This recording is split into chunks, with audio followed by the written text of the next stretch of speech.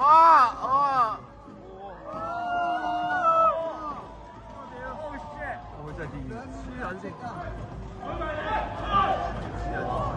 唔係講笑，頭先以為食花生嘅，啱鬼居然食嘅刀斬。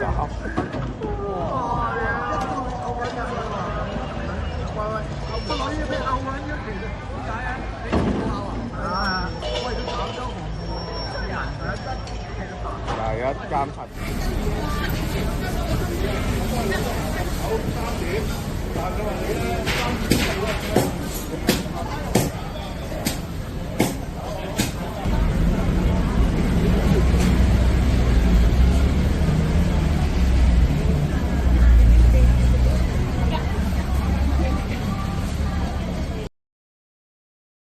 尖尾啊，知唔知北角東岸板道東段嘅最後1公里呢？上個月底已經正式開通咗啦。有頂啦，仲話有個玻璃觀景台可以飽覽腳下維港景色㗎嘛。不過咧，聽聞依家咧大排長龍啊，都係過多一排咧先帶仔仔去啦。驚人多啫咩？乜唔係話玻璃心臟嘅都未必適合行玻璃橋嘅咩？